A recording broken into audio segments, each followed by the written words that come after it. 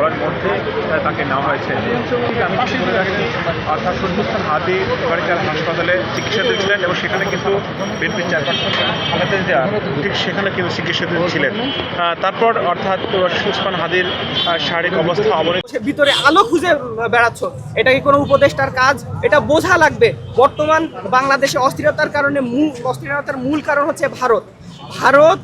এই উপমহাদেশে একটা বিস্ফোড়া, মিডল ইস্টের ভিতরে যেমন ফিলিস্তিন একটা বিস্ফোড়া, বর্তমান ভারত হচ্ছে বাংলাদেশের জন্য একটা বিস্ফোড়া। ভারতের আশেপাশে শুধু আমাদের দেশ না, আপনি যদি নেপালে দেখেন, ভুটানে দেখেন, পাকিস্তানে দেখেন, চায়নায় দেখেন বা বাংলাদেশে দেখেন, মানে আশেপাশে যে কয়টা দেশ আছে সব কয়টা দেশে তার আধিপত্য বিস্তার করতে চায়। আমরা এই আধিপত্য কখনোই মেনে নেব না।